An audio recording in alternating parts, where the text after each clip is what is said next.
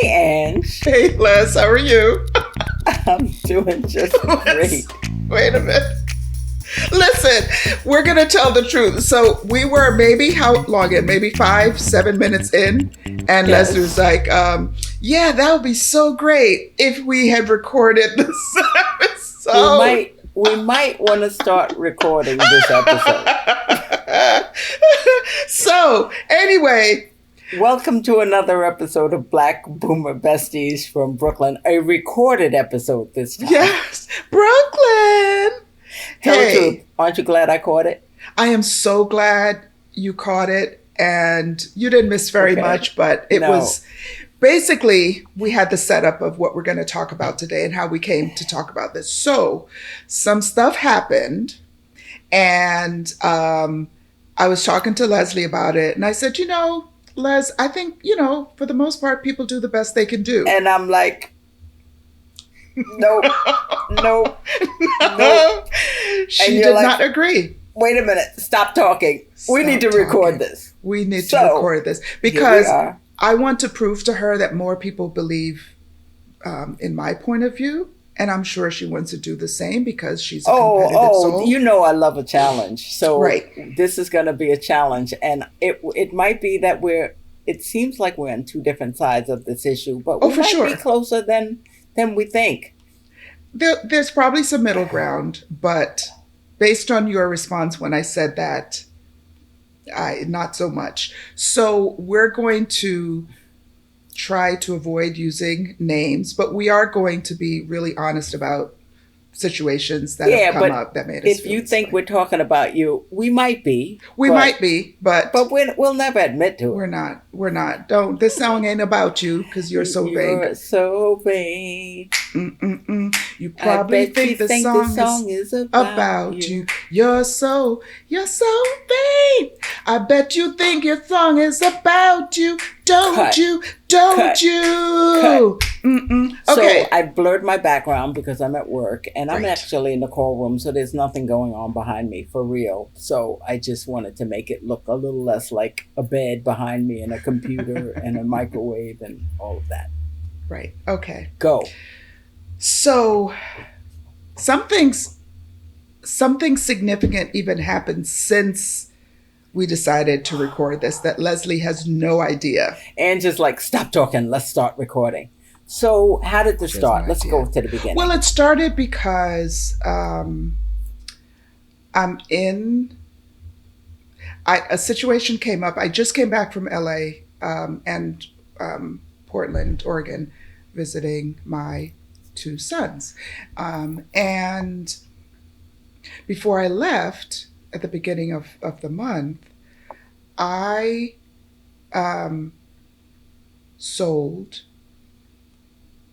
did the paperwork to sell something of my son's. And in the paperwork, I think we could say what it is, because that's a significant part of it. No? Maybe. We're not using any names. We're going to see. And we won't give the license plate of the something that was sold. Okay, so he had made arrangements to sell his car, and the person never showed up. And so the following day, someone in my vicinity expressed an interest in the car. And before I left, because I didn't want it to just, someone wanted/needed the car. I was going to be away for almost 2 weeks. So I'm like, let me just pull the paperwork together. So before I started my trip, I pulled the paperwork together and got a witness and did all the stuff and signed it. Mm-hmm. And I knew that the payment was going to be delayed for a few days, 2 days. And so I put that in an addendum and all the stuff. And I went on my trip and left the key, and I had given the person a test drive. So anyway, that was all done, and it's now been. Did the person pay you for the car before you went? No, because and they said that they wouldn't have it until 2 days later. Okay. It was on a Saturday. They said they would have it on the Monday, and so in the paperwork I indicated, what when the money would be paid, what the deadline was, and how to electronically transfer the money to me, and so on. And when you said paperwork, what is this? Some kind of written contract or something? Of course, the Okay. contract, signing over the title, a bill of sale, Mm-hmm. full thing. And Yeah. again, we had a witness and all of that. So it would have been really convenient to have that, because I spent a lot of money trying to get, I spent a lot of money getting my son, who just moved to the West Coast, set up in his new apartment with furniture and all that stuff. So it would have been really nice to have. And at one point, it's one thing to not have the money, but the communication kind of stopped between myself and I'm holding it in. between Okay. myself and the buyer. They explained why it was late for the first few days. You and had then, to call them, or they reached out to you with the explanation? I think they reached out to me. Okay. Very communicative for the first day or two, and then it stopped and the money never came. So it's been And yet, over 15 days later. So it's not quite 15 days. So maybe 9 2 days weeks. later.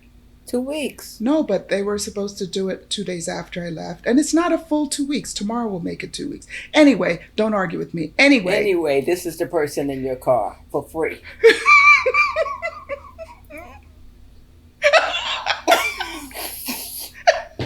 With the gangster lead. Yeah. Gangster lead. So I had a range of emotions around this.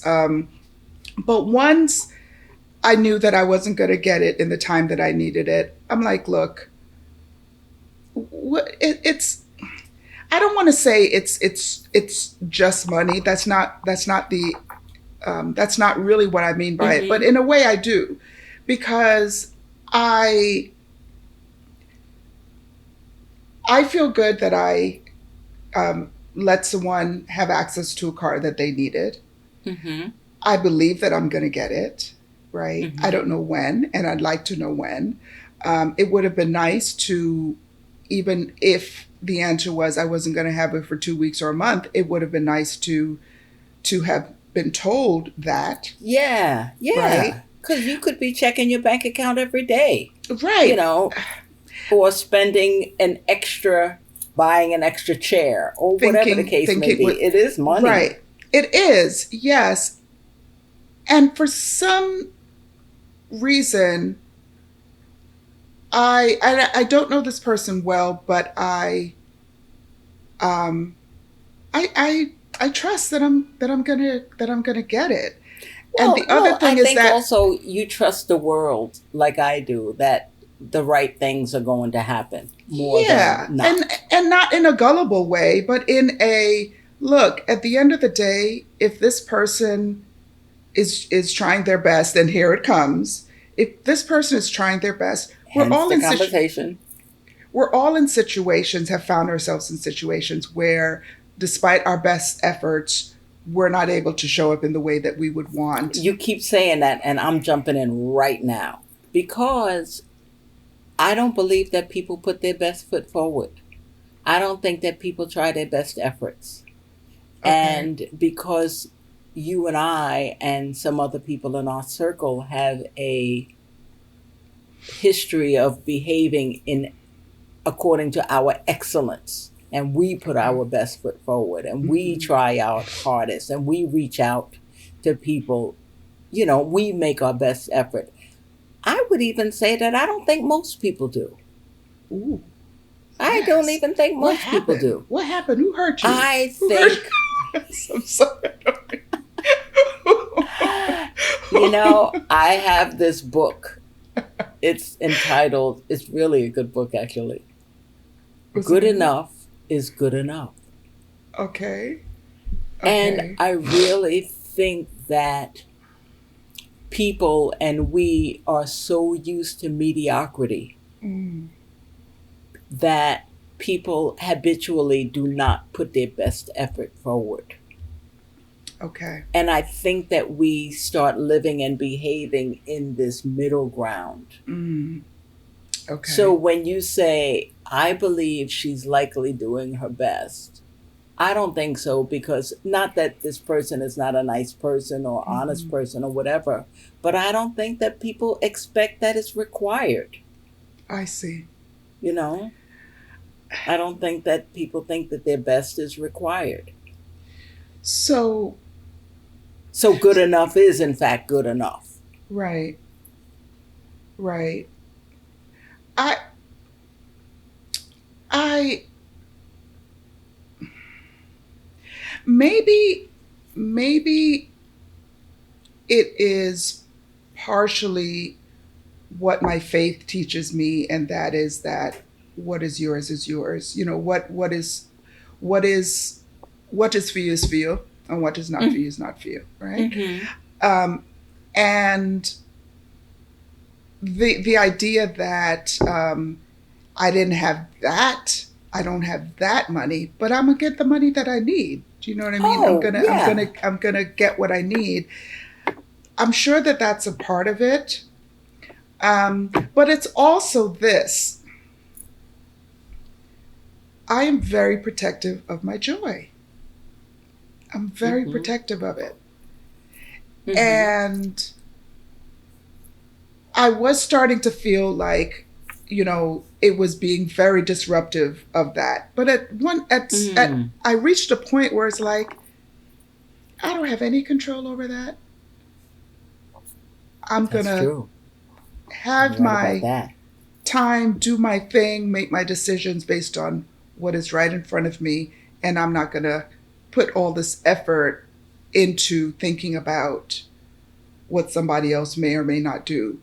Right. So it's not that I don't feel that that person has an obligation to me, but I have an obligation to my peace and joy. Okay, so now you and I may be talking about two different things. Okay.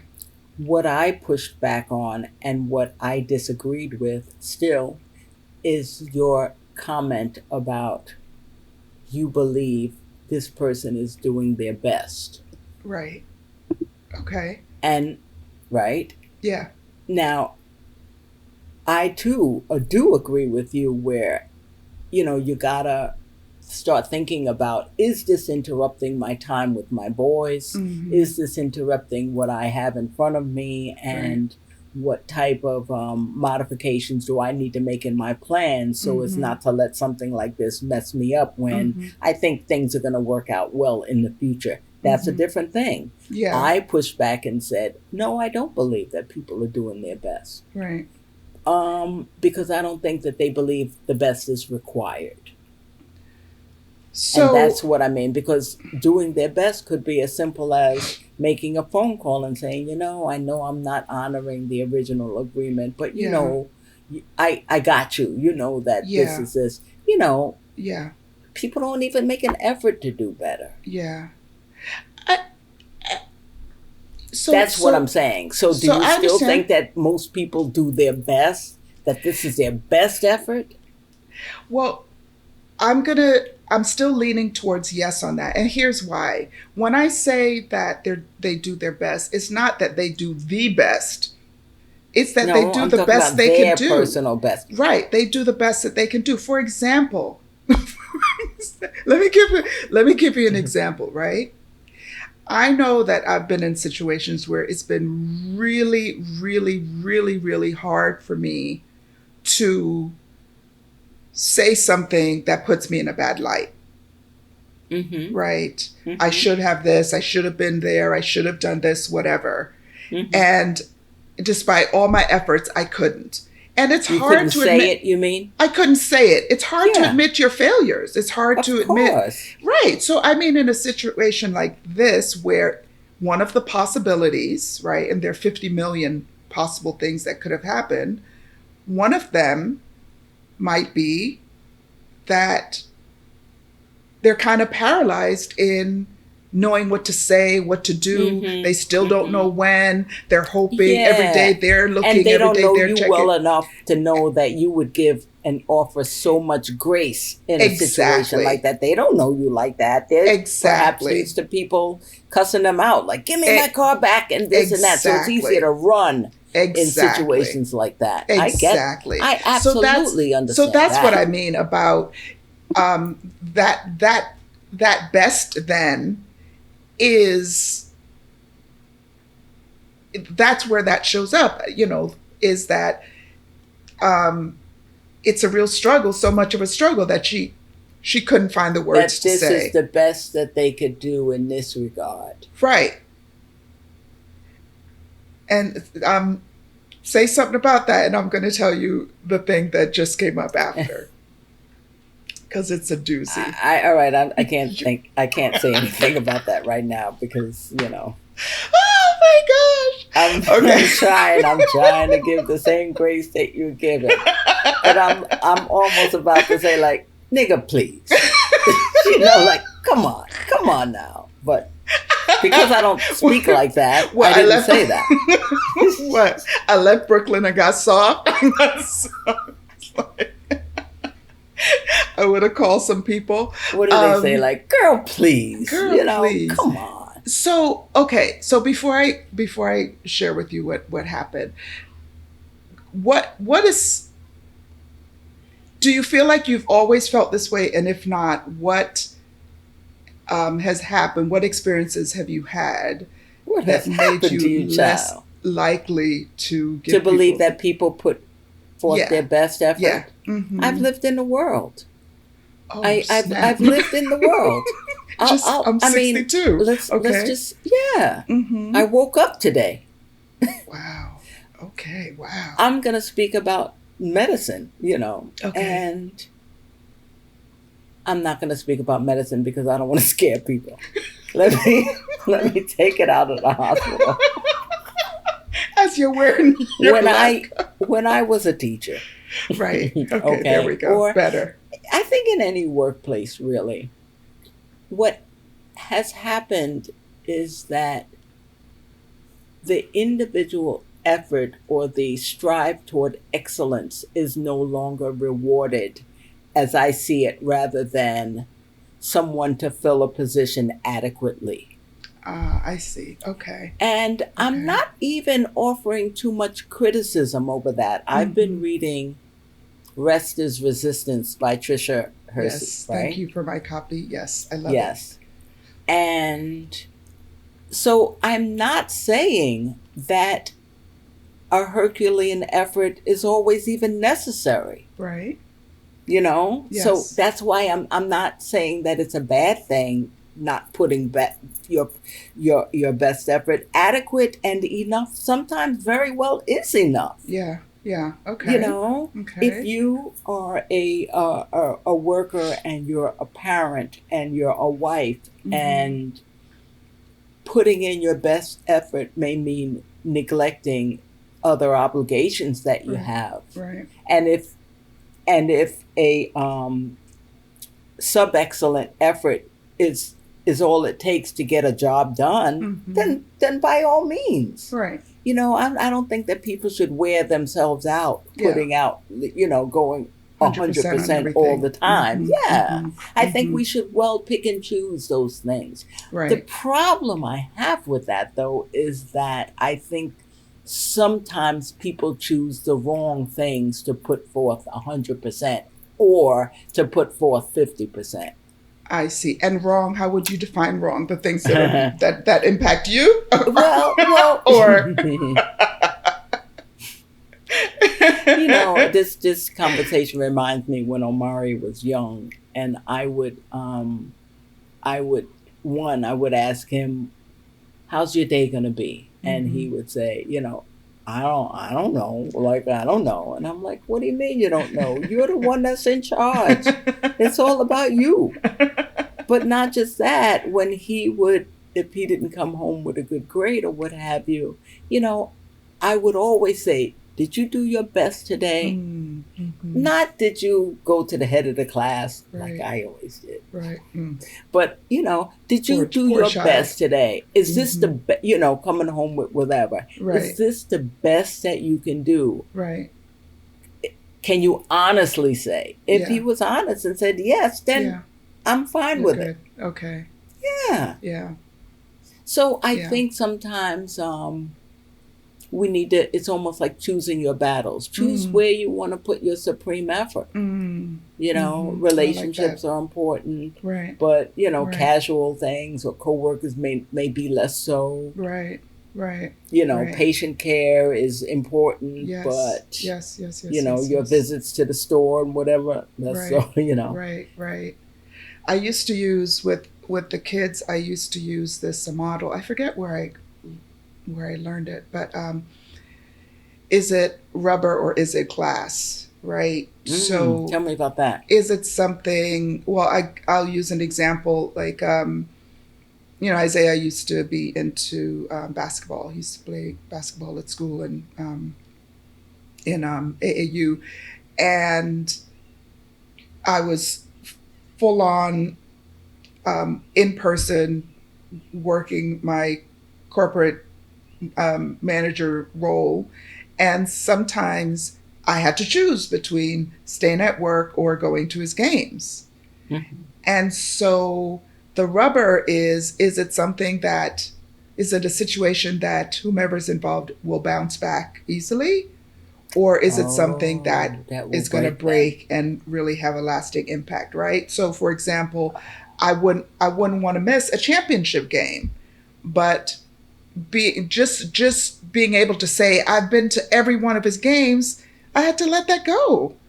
Do you know what I mean? I had to let it go because I couldn't be at every game, and I couldn't kind of have this, I didn't want to have this pressure on myself or to set an expectation for him that he should be down in the dumps if mom couldn't be at every game.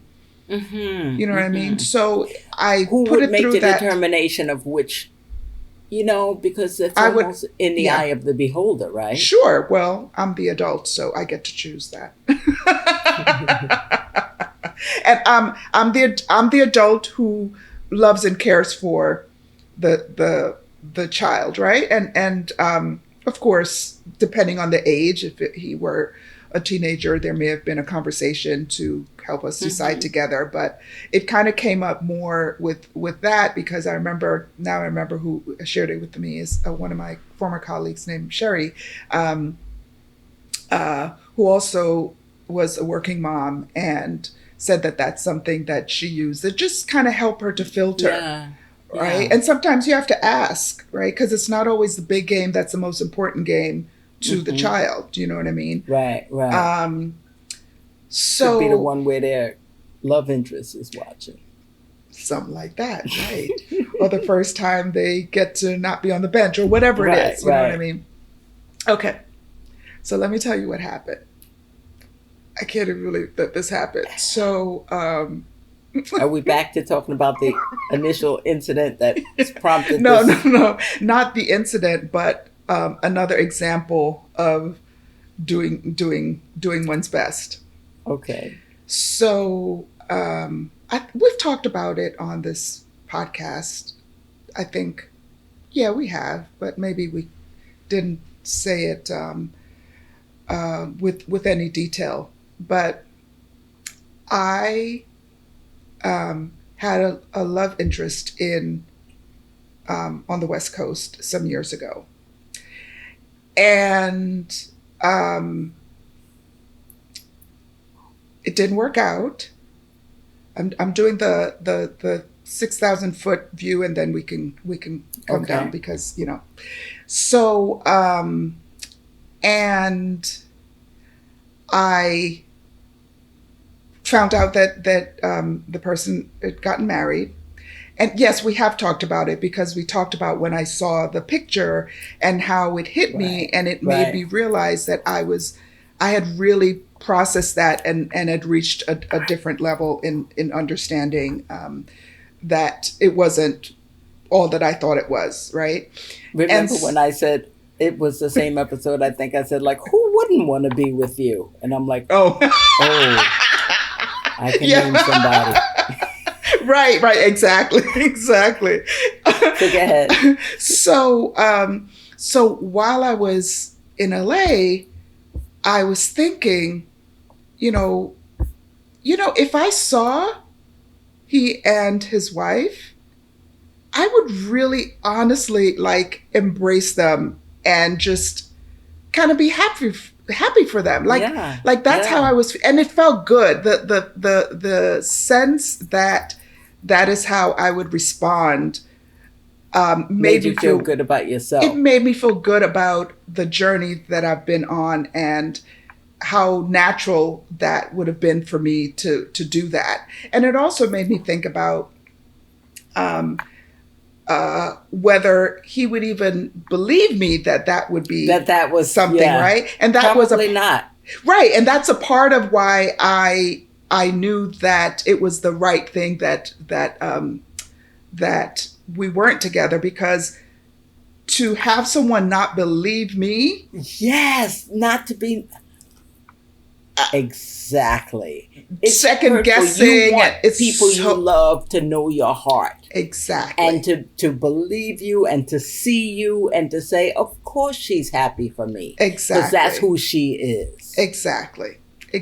So, some months ago, December, maybe January, it's been quite a while, we'd had a little contact, not very much, but something happened. I got really angry and I blocked him. And he's been blocked ever since. And then when I had those... Did I know about this? I don't know. I don't know about any recent contact. No, it wasn't recent. I thought you said some months ago, like January. Yeah. That's this year. That's not recent. You've been holding back. No, I have not. No. I have not. It's been a long time. Okay. It's been a long time. I haven't. Because whatever. Anyway, focus. Yeah. Focus. Okay. Focus. Okay. So when I realized that this is how I was feeling now, today unblocked. I sent him a text. First, I sent him a text. Let me read you what I wrote. Y'all are getting all in my business right now. Yes. Y'all all up in my business. I'm leaning in. So what I wrote is, this is what I wrote. I was in LA earlier this week and knew that if I happened to see you with your wife, I'd warmly and sincerely embrace you both. I felt lovely. So now you're unblocked.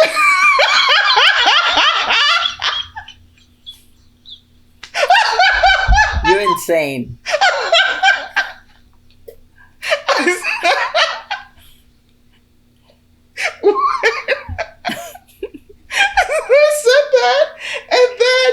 And then the response I got was still humorous. Something. It's what's good the something? You better just get it all out. No, I'm kidding. It's good to be unblocked. I'm happy. No, it's good to be unblocked, and I'm happy you appear to be in a good place, right? And I'm like, what do you mean appear? This is me. And what do you mean appear? This is what I'm saying. This was the really. You can't just take it at face value. I mean, so but you're reading more into it than it's intended. I know, but this is what I said after that. I said, "Yep, it is as it appears." There were several layers to peel off, some thicker than others, but I took the time and I did the work I needed. You were clearly right about our differences, and I believe you did your best. Take good care. So there's that part. I believe you did your best. And that I struggled with that idea in this situation. The best part was that the best. Because sometimes people's best can really hurt someone else, right? And so how could it be your best if it caused someone else pain, right? Or how could it be your best if it's not good enough in a way?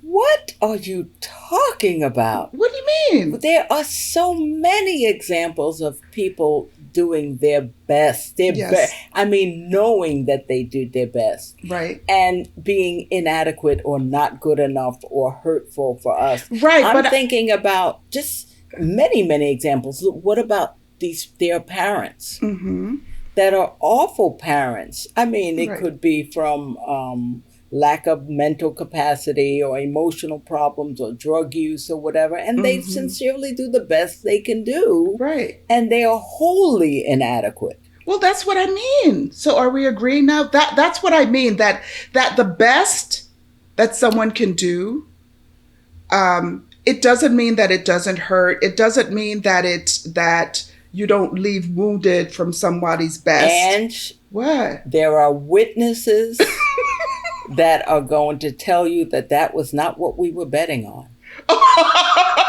That was not the bet. And if you don't pay up whatever money I deem we bet, it's going to be a problem. And there are witnesses. Roll the tape back and subscribe to us so that you can hear more of this banter. So wait, but listen, Ange, wait. What okay. you started by saying is that you said you believe that people do their best. Yeah. People always or whatever, most times do their best. And I said, absolutely not.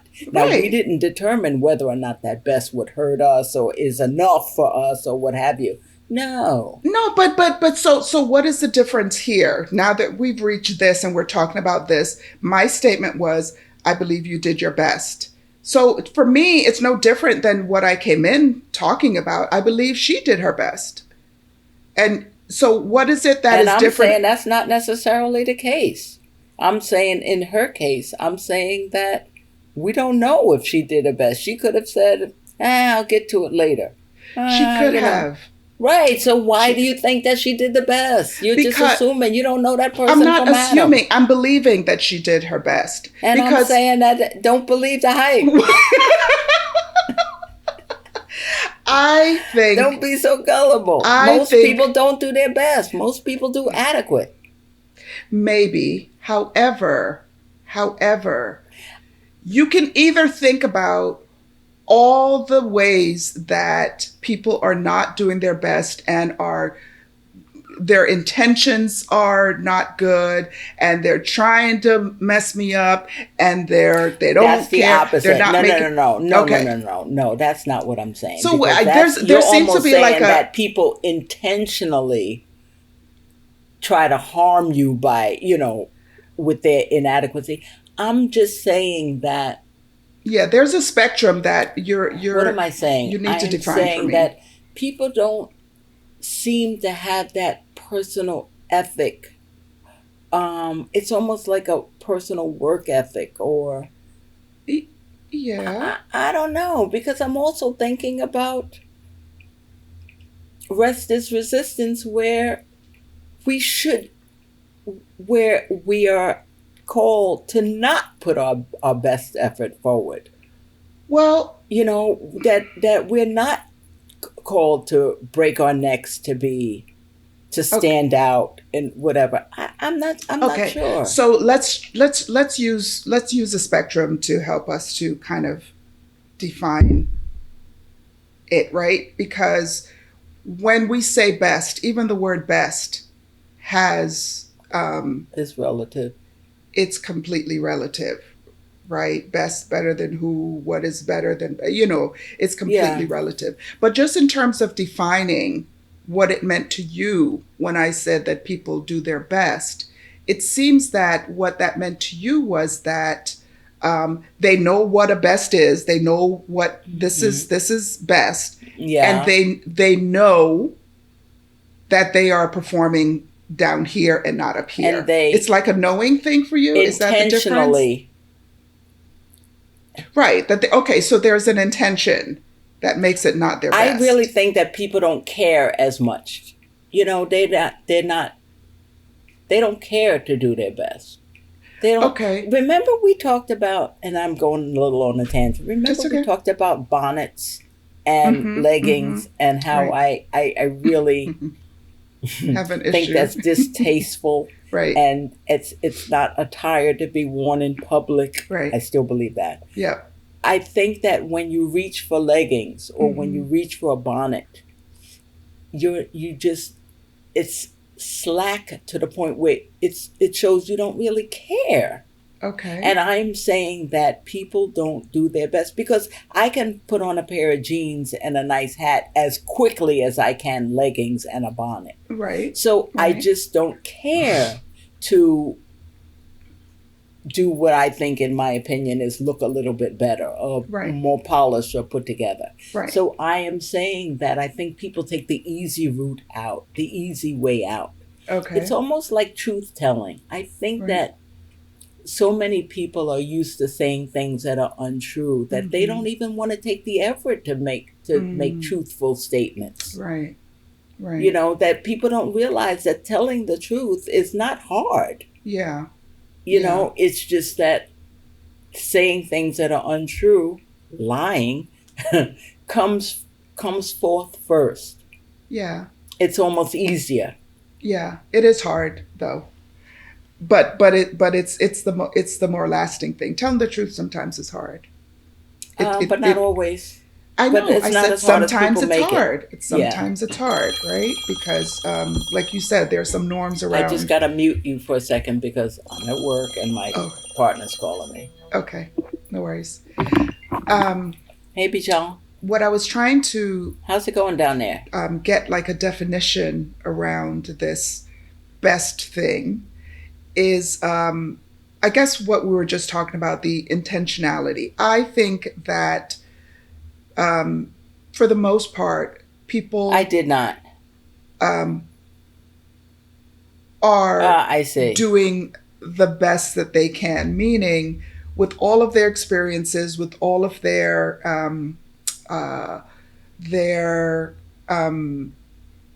the issues that they are dealing with at the current time, I see. they make the best choice that they can make. And that best choice can have ramifications on the people who are impacted by that choice, right? So I still feel that way. And I think what Leslie was saying is that people don't always make the best possible choice. Like they choose to not do the best right thing that they can do. So I still think that she really crashed. I still think that she and I, there's a gap between our I agree. beliefs on those two things. All right. Well, thanks for the update. One of the things that came up in the text that I read in that relationship that I mentioned is that everything's fine. I'm ready. For quite a while, I was feeling like there was... Good. Okay. Well, thank you. He could have felt the way that he felt and shared it with me earlier than when he did. Because the fact that he waited caused unnecessary hurt. And I didn't feel that that was the best that he could do. I felt like he was a punk because he could have done his best by saying it when he was feeling it, when he sensed something, you know, and the fact that he didn't caused undue hurt. So it was like, no, that's some bullshit that it was your best. If I remember correctly, this might have been a little bit of a role reversal. Because at the time, I remember saying to you, because I like him, it's true.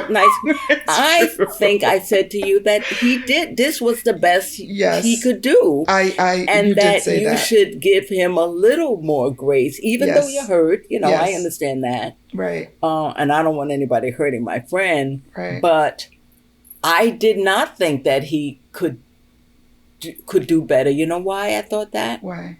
Because I felt that I knew him enough that if he could have done better, he would have. He would have. Yeah.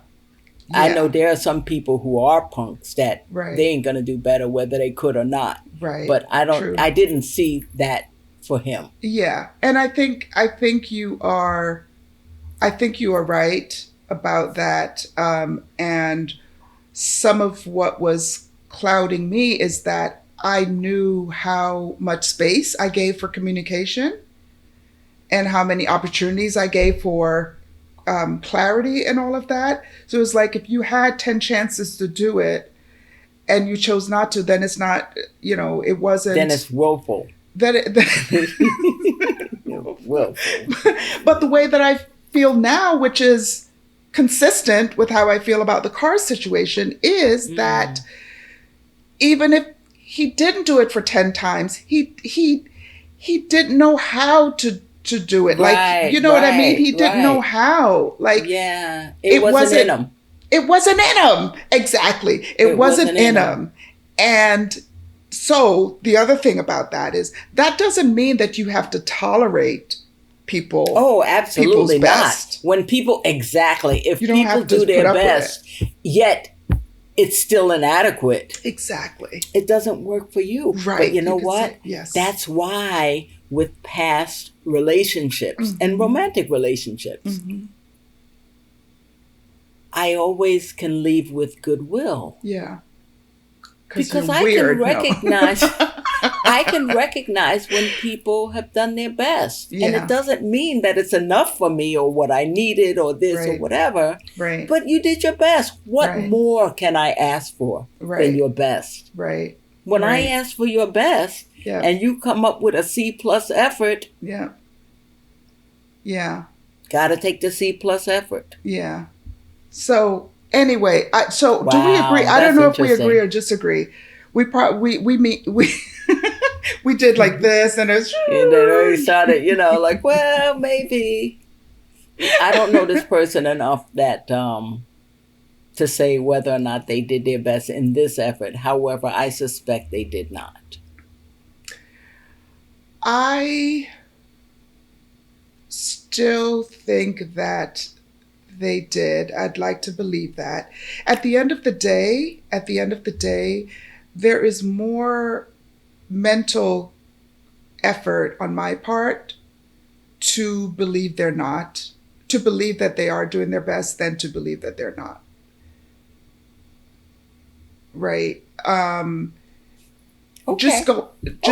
You know what I'm saying? And it's not a. So now it becomes your flaw and your blind spot. Well, but the thing is that I made a decision, and I made that decision based on some facts that I knew, right? I wouldn't have sold the car to the person across the street that I've just seen and, doesn't help me take my groceries upstairs or something like that, right? Yeah. So I had some level of discernment that I applied in the way that I see her, which is still in place. And so I do believe that all of this will be revealed. We got to come back maybe in the in our Patreon. Maybe we'll have her on. No. What really happened? Inquiring minds want to know. Speak clearly. What the heck happened to you? What the heck? We took bets. That's funny. Oh my goodness. So anyway, we gotta end it. All right. This was an interesting conversation. It was always. Anyway, this has been another interesting episode of Black Boomer Besties from Brooklyn.